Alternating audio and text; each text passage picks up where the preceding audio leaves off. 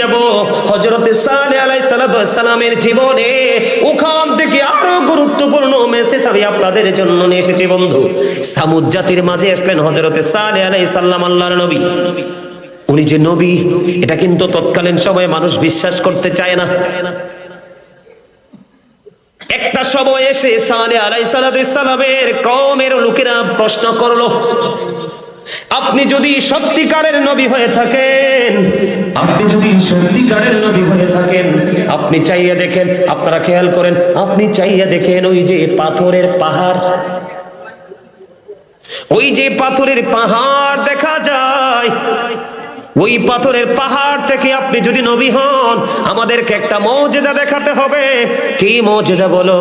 ওই পাথরের পাহাড় থেকে এমন একটা উটনি আপনি প্রকাশ করবেন, বের করে আনবেন। খেয়াল করবেন, পাহাড়টা কিসের? পাথরের। পাথর থেকে প্রাণী বার করা কি এত সহজ? কিন্তু আল্লাহর নবীরা চাইলে পারে, কারণ আল্লাহ রাব্বুল আলামিন তাদেরকে সেই পাওয়ার দিয়ে পৃথিবীতে পাঠিয়েছেন। আমি ছোট্ট করে বলছি বন্ধু, এবার বললেন কি শর্ত দিলেন, দেখেন আপনি নবী, এই কন্ডিশনে মানতে রাজি আছি। কয় কি বলো? ওই যে পাথরের পাহাড় দেখা যায়, ওই পাহাড় থেকে আপনি একটা উটনি বের করবেন, উটনিটা বের হয়ে আসবে, সাথে সাথে একটা বাচ্চা প্রসব করবে, আর এই বাচ্চাটা সঙ্গে সঙ্গে মাঠের মধ্যে বিচরণ করতে থাকবে। ও বন্ধু, ঘাস মাঠের মধ্য থেকে ভক্ষণ করতে থাকবে। এরকম যদি মুজিজা দেখাতে পারেন তাহলে আপনাকে আমরা নবী হিসাবে গ্রহণ করব, নবী হিসাবে আপনাকে গ্রহণ করব। কয়কে?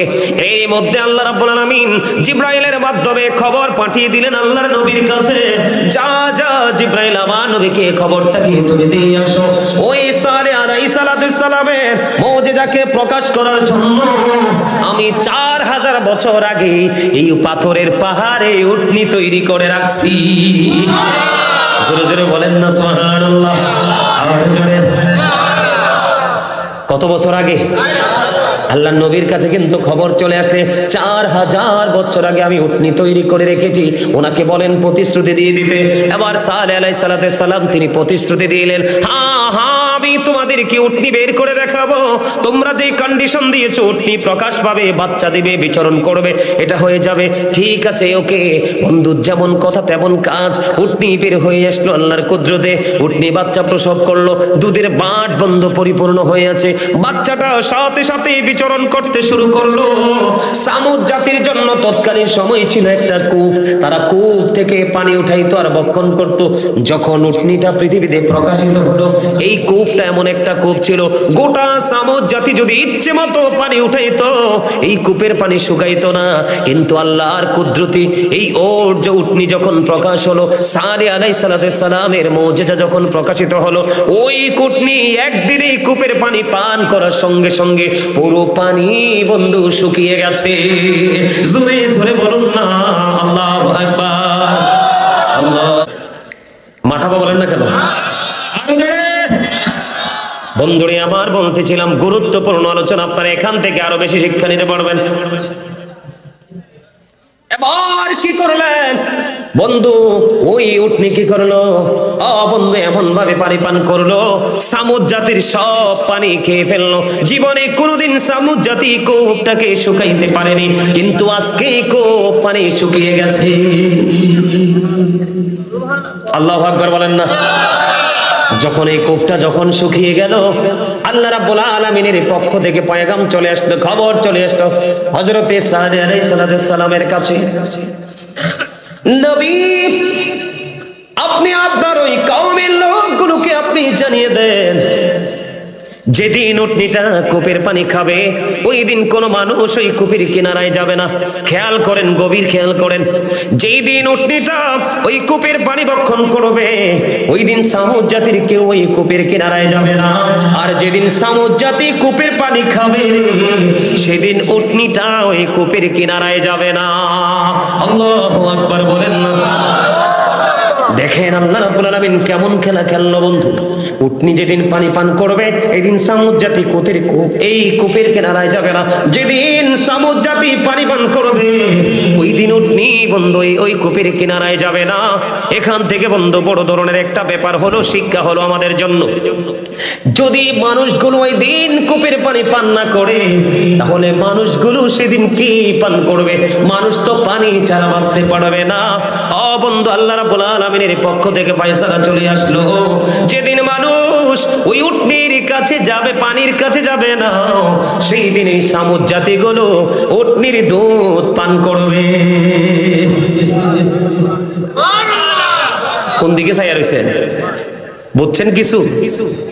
এখানে কি প্রেম, রহস্যকরা প্রেম বুঝতে পারছেন? যেদিন মানুষ উটনির পানি খেতে, যেদিন কূপের পানি খেতে পারবে না, সেদিন বরাদ্দ কি? দুধ। এবার বুঝেন উটনির বাটি কি পরিমাণ দুধ দিয়ে দিছে আল্লাহ। সুবহানাল্লাহ বলেন না? দেখতে দেখতে দেখতে দেখতে চলতে চলতে চলতে চলতে বন্ধু দিন শেষ হতে লাগলো। এবার ওই সামুদ জাতিগুলো বন্ধু আস্তে আস্তে ধনী হতে লাগলো। ইচ্ছে মতো দুধ দহন করে উটনির বাট থেকে, কিন্তু এই কুদরতি উটনির দুধ তো কমে না। আমরা দেশে দুধ দিয়ে অনেক ধরনের খাবার বানাই কিনা? মিষ্টি, রসমলাই, কত ধরনের ঘি, মাখন টাখন কত কিছু বানাই কিনা? বন্ধু, সামুদ জাতীয় উটনির দুধ দহন করতেছে। ও বন্ধু, তাদের নিত্যদিনের চাহিদা পূরণ করতেছে। দুধ দিয়ে পুষ্টিকর খাবার বানিয়ে বানিয়ে বন্ধু তারা ধনী হতে লাগলো। এমনি ভাবে চলতে লাগলো। একদিন উটনি খাই কূপের পানি, একদিন সামুদ জাতি খাই কূপের পানি। এমনি করে করে চলতে চলতে চলতে চলতে আল্লাহ রাব্বুল আলামিন ওই হযরত সালেহ আলাইহিস সালামের কাছে খবর পাঠিয়ে দিলেন, ওগো নবী, আপনি জানিয়ে দেন ওই সামুদ জাতির মধ্যে এই মাসের মধ্যে 10টা সন্তান গর্ভবতী, 10টা মহিলা 10টা সন্তান প্রসব করবে। এর মধ্যে একটা সন্তানের কারণে গোটা সামুদ জাতি ধ্বংস হয়ে যাবে। জোরে জোরে বলেন নাউজুবিল্লাহ। আমি অত্যন্ত সিরিয়াসলি বলছি বন্ধু, এটা রং তামাশার জায়গা না, উদাসীনতার জায়গা না, এটা হলো শিক্ষার জায়গা। এটা কিন্তু একটা ক্লাস। পৃথিবীর শিক্ষা প্রতিষ্ঠানগুলোকে একরকম ভাবে বন্ধু টিচিং দেওয়া হয়, আর এই বাগানগুলো বছরে একবার সাজানো হয়। এটা আমাদের জীবনের শীতকালীন মৌসুমে একটি স্পেসিফিক একটা সংস্কৃতির অংশ, ঠিক কিনা বলে? এবার আল্লাহর নবীর কাছে খবর চলে আসলো, এই মাসের মধ্যে 10 জন মহিলা 10টা পুত্র সন্তান জন্ম দিবে, কিন্তু এর মধ্যে একটা সন্তান, তার উসিলায় সামুদ জাতিটা ধ্বংস হয়ে যাবে। আল্লাহর হুকুম যেমন তেমন বন্ধু এই মাসের মধ্যে 10টা মহিলা 10টা পুত্র সন্তান জন্ম দিল। 10টা মহিলা জন্ম দেওয়ার পরে আল্লাহর হাবিব, আল্লাহর নবী ওই যে কথাগুলো বলেছেন বন্ধু, তিনি কি করলেন? সমস্ত সামুদ জাতির কাছে বন্ধু খবরটা তিনি পৌঁছে দিয়েছেন, এই মাসের মধ্যে 10টা সন্তান প্রসব করবে। এর মধ্যে একটা সন্তানের কারণে তোমরা গোটা জাতি ধ্বংস হয়ে যাবে, বিপদে পড়বে, পৃথিবী থেকে তোমরা নিশ্চিহ্ন হয়ে যাবে। এই কথা বলার পরে বন্ধু মানুষ তৎকালীন সময়ে নারীরা, ম্যাক্সিমাম নারীরা বিশ্বাস করছে। এর মধ্যে 9 জনই বিশ্বাস করেছে। আল্লাহর নবীকে কেন বিশ্বাস করেছে জানেননি? আমি কিন্তু একটা জায়গা শুরুতে রেখে এসেছি বন্ধু, এটা কিন্তু কোরআন থেকে আমি আপনাদেরকে শোনাচ্ছি। যখন আল্লাহর নবীকে সামুদ জাতি বলেছিলেন, আপনি যদি নবী হয়ে থাকেন তাহলে আপনি পাহাড়ের ওই পাথরের পাহাড় থেকে উটনি বের করে দেখান, তিনি কিন্তু দেখাতে পারলেন। বাচ্চা প্রসব করতে হবে, সেটাও করলো। বাচ্চা প্রসব করার সাথে সাথে বাচ্চাটা হাঁটতে হবে, বিচরণ করতে হবে, সেটাও করলো। এটা করার কারণে তৎকালীন সময়ে সামুদ জাতির সর্দারের নাম ছিল বন্ধু জিন্দা। ওনার এই মৌজেদা দেখে সঙ্গে সঙ্গে জিন্দা নামক লিডার, তিনি 5 থেকে 6 হাজার মানুষ নিয়ে তৎকালীন সময়ে তিনি ওই সালেহ আলাইহিস সালামের প্রতি ঈমান আনলেন, বিশ্বাস করলেন। বাকি তারা বিশ্বাস করলেন না, ওনাকে জাদুঘর বলে আখ্যায়িত করলেন। ঠিক তেমনি ভাবে যখন এই আল্লাহর নবী বলল 10টা সন্তান তোমরা জন্ম দিবা, এর মধ্যে যে কোন একটার কারণে তোমরা ধ্বংস হয়ে যাবা, এই কথা বলার পরে ওই জিন্দার মতো 9 জনে বিশ্বাস করে প্রসবের পরে সঙ্গে সঙ্গে তাদের 9টা সন্তান হত্যা করে ফেলেছে। আর একটা মহিলা বলল, না না, সেই আল্লাহর নবী হতে পারে অন্যদের কাছে, আমার কাছে না, সে জাদুঘর। আমি সন্তান কষ্ট করে প্রসব করেছি, আমি আমার এই সন্তানকে হত্যা করব না, কারণ দেখতে অত্যন্ত সুন্দর ফুটফুটে, কিন্তু এটাই হলো সামুদ জাতির জন্য কাল।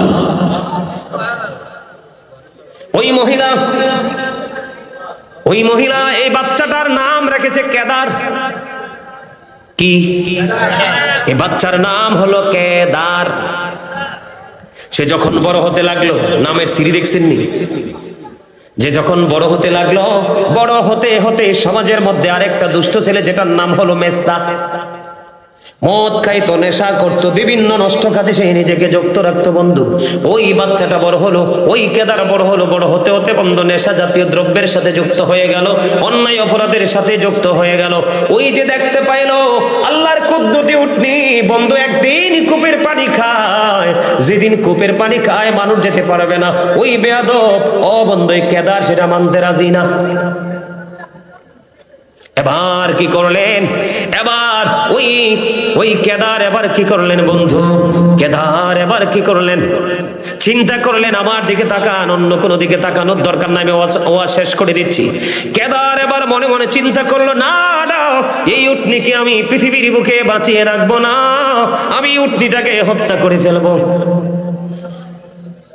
নাউজুবিল্লাহ বলেন না। বন্ধুরে আমার, একদিন কি করলেন, ওই কেদার উন্মুক্ত তরবারি নিয়ে ওই কূপের কিনারায় চলে গেল, ওই উটনিটাকে হত্যা করার জন্য কত বিক্ষত করে দিল। ও বন্ধু, উটনিটা ছটপট ছটপট করে বন্ধু মৃত্যুবরণ করলো। এই দৃশ্য যখন দেখলো, আপনাদের মনে আছে তো, উটনি খালি এসে বাচ্চা প্রসব করেছে।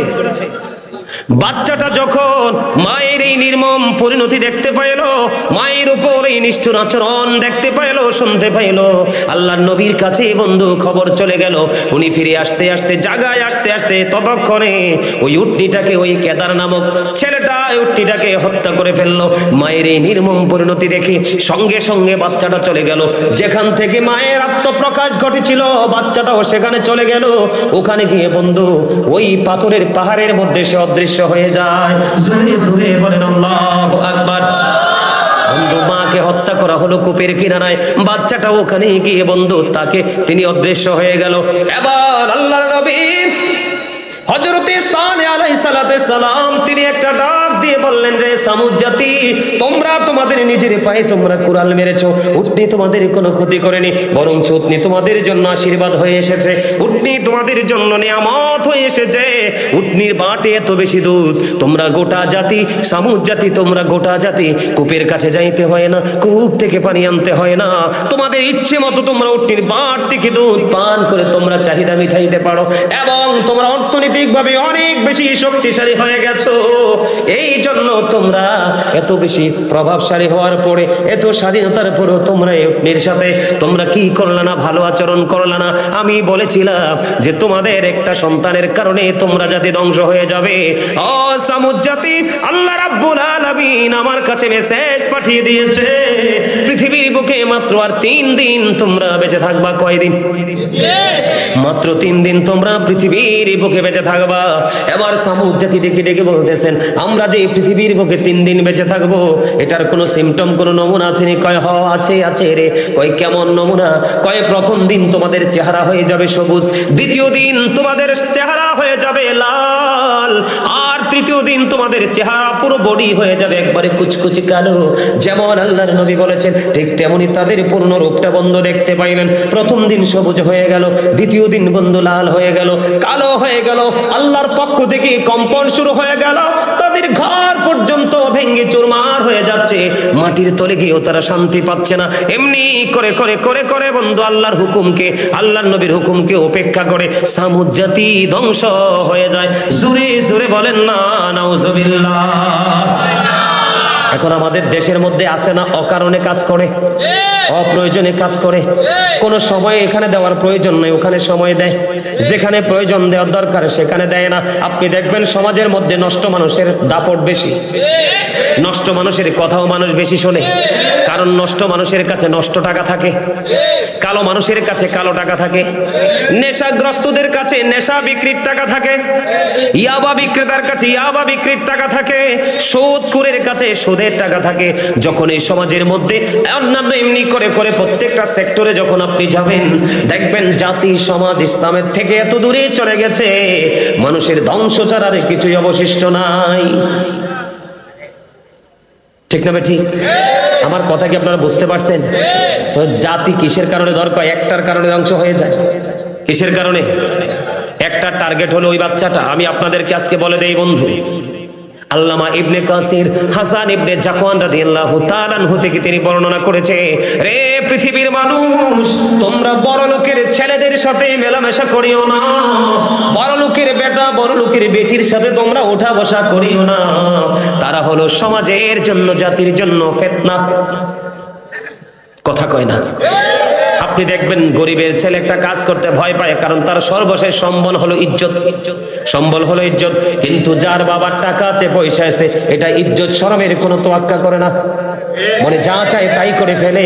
এই জন্য আপনি নজর দিয়ে দেখবেন ছেলের বাবা বড়লোক, মেয়ের বাবা বড়লোক, কিন্তু তার চরিত্র বড়লোকই আছে কিনা, চরিত্রের মধ্যে বড়লোকই আছে কিনা এটা দেখবেন। দেখার পরে বন্ধুত্ব করবেন, তাহলে আপনি জাতি হিসাবে গর্বিত হতে পারবেন।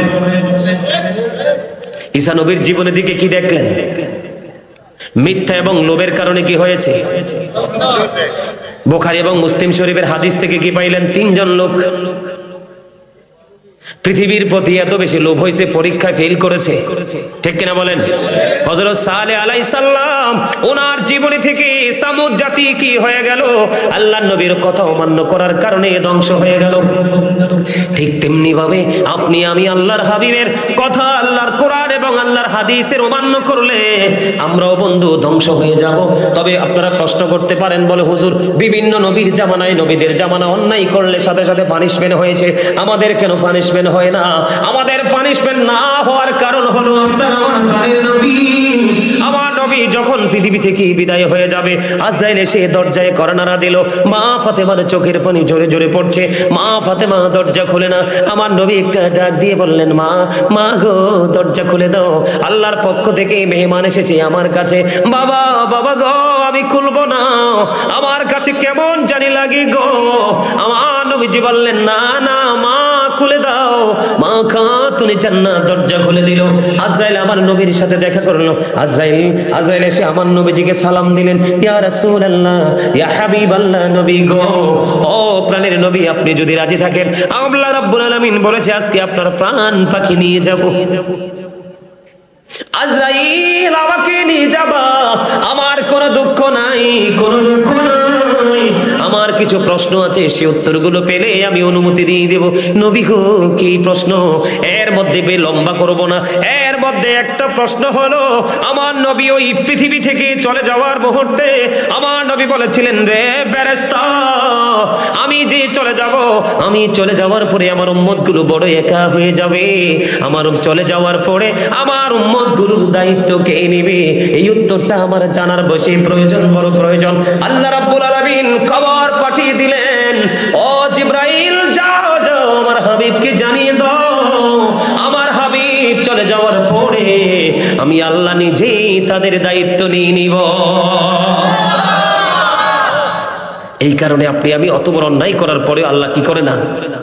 ধরেন আল্লাহর হাবিবের সাথে কথা দিয়েছে, আল্লাহর হাবিবের সাথে আল্লাহর গভীর প্রেম, এই প্রেমই আপনাকে আমাকে কাল হাসরের দিন মুক্তির ফয়সালা করবে। এটা বিশ্বাস করেন আপনারা? কথা বলেন, করেন? দেখেন আমাদের জন্য কত সুযোগ। শয়তান আল্লাহকে বলতেছে, আল্লাহ তোমার বান্দাকে আমি কন্টিনিউ ধোঁকা দিতেই থাকবো, অপরাধের দিকে ধাবিত করতেই থাকবো। আল্লাহকে শয়তান তুমিও শুনে রাখো, আমি তোমাকে তোমার পাওয়ার দিয়েছি বান্দারকে পরীক্ষা করার জন্য, তুমিও শুনে রাখো, আমিও ওই পর্যন্ত ক্ষমা করতেই থাকবো যেই পর্যন্ত আমার বান্দা আমার কাছে ক্ষমা চাইতেই থাকবে। সুবহানাল্লাহ, আরো জোরে কন্যা সুবহানাল্লাহ, আরো জোরে। আপনাদের কাছে কি মনে হয় রাত বেশি হয়ে গেছে? কয়টা বাজছে? 1টা বেজে গেছে না? আমার কাছে মনে হয় যেন মাত্র এশারের সময় হয়েছে। আমার কাছে কি মনে হয়েছে? শেষ করে দিতেছি তো, মুনাজাত দিতে কাকা শুধু আচ্ছা নেই। ও আচ্ছা আচ্ছা, ঠিক আছে ঠিক আছে ঠিক আছে আচ্ছা ঠিক আছে ঠিক আছে। আমার কথা কি আপনারা বুঝতে পারছেন? আরো জোরে বলেন, বুঝতে পারছেন? সম্মানিত উপস্থিতি, প্রত্যেকটা মানুষ আসলে ওয়াজ করলে ওয়াজ শেষ হবে না, সারা রাত চলাতে পারবো, কিন্তু ফজরটা পড়বেন তো সকালে, এই ক্ষেত্রে তো নাই। ফজরের সময় মসজিদ ফাঁকা থাকে, থাকে কি থাকে না? আমার আজকের যে আলোচনার মধ্যে গুরুত্বপূর্ণ অনেক আলোচনা আমার বাকি রয়ে গেছে। আজকে আমি আর আলোচনা করব না, কারণ যেহেতু আগামীকালকে এক তো জুমা, দিনে আছে 2টা প্রোগ্রাম, রাতে আছে প্রোগ্রাম, অনেক ব্যস্ততা, অনেক পেরেশানি। তো আমি আপনাদেরকে বিনীতভাবে অনুরোধ করব, পৃথিবীতে চলার পথে এখন কিন্তু আপনাদেরই মণিপুরে আছে কিনা জানি না, এখন কিন্তু পৃথিবীর বাংলাদেশের আনাচে কানাচে নবীর দুশ্মন বের হয়েছে ছদ্মবেশে। তোমরা যারা ইয়াং ম্যান আছো, তোমাদেরকে টার্গেট করছে ওরা, কারণ ইয়াং ম্যানদেরকে দিয়ে সমাজে দাঙ্গা লাগানো যায়, সমাজের শৃঙ্খলাকে ভঙ্গ করা যায়। এই জন্য নবীর দুশ্মনরা কিন্তু ইয়াং ম্যানদেরকে, কলেজ ইউনিভার্সিটির স্টুডেন্টদেরকে তারা কি করতেছে, মেইন করে কথাগুলো বলতেছে। নবীর মিলাদ বেদাত, কিয়াম বেদাত, নবীকে দাঁড়ায় সালাম দেওয়া যাবে না, বেদাত নফল পড়া যাবে না, শবে বরত করা যাবে না, মানুষ মরলে কবরের পারে দোয়া করা যাবে না, এরপরে কি জানি বলে মানুষকে খাওয়ানো যাবে না। এই সবগুলো কোরআন হাদিস সম্মত। এরা কয় সম্মিলিতভাবে কবর জিয়ারত করা কি বেদাত, আর আল্লাহর নবী কয় তোমরা ওই পর্যন্ত কবরের পার থাকো যেই পর্যন্ত একটা উট বা গরু বা বকরি জবাই করে চামড়া চলে গোস্তগুলো বন্টন করতে যতটুকু সময় লাগে অত সময় পর্যন্ত থাকো। সুবহানাল্লাহ বলেন না? এই জন্য আপনারা যারা দাদাভাই মুরব্বীরা আছেন, আপনারা আগে যেভাবে মেনে আসছেন ঠিক সেইভাবে চলবেন, এটার মধ্যে শান্তি। এখন যত আধুনিক হচ্ছে ততই আপনার আমার জন্য গজব নেমে আসছে। তার কারণ আপনার আমার দিকে তাকান, আল্লাহ রাসূল বলেছে কিয়ামতের আলামতের মধ্যে অন্যতম একটা আলামত হলো মৌলবীরা। আল্লাহ রাসূল বলেছে একজন কামার, একজন কুমার, একজন মেতর, একজন মুচির চাইতেও নিকৃষ্ট হবে একজন লেবাসধারী আলেম। কিয়ামতের আগে সাবধান হতে হবে আমাদেরকে। যেই কোনো মৌলবীর কথা বিশ্বাস করা যাবে না। এখনকার দিন দিন যত নতুন নতুন মৌলবী প্রকাশ হবে, তাদের বক্তব্য দ্বারা মানুষ শুধু ঈমান হারাবে, ঈমান যুক্ত হবে না। সম্মানিত উপস্থিতি, আল্লাহ যেন আমাদের সবাইকে ঈমান ইসলামী জিন্দেগি দান করে 5 ওয়াক্ত নামাজ পড়তে পারি, হালাল পথে রোজগার করতে পারি, যেই পথে চললে আল্লাহ রাসূল খুশি সেই পথে চলতে পারি। আল্লাহ যেন আমাদেরকে সেই তৌফিক দান করে। সকলে বলুন আমিন। আমি আর আলোচনা করব না, তখন যদি আবার কখনো কোথাও দেখা হয় নতুন কোনো বিষয় নিয়ে আবার হাজির হয়ে যাব। আমি আপনাদেরকে বিনীতভাবে অনুরোধ করব, আমি যখন কিয়ামে দাঁড়াবো কি করব? কিয়াম বুঝেননি? কিয়াম দাঁড়ানো, নবীকে সালাম দেয়া, নবীকে সালাম দিতে কি ডর লাগে, ভয় লাগে নাকি ভালো লাগে? এই সূরা ফাতিহার 9 নম্বর আয়াত আল্লাহ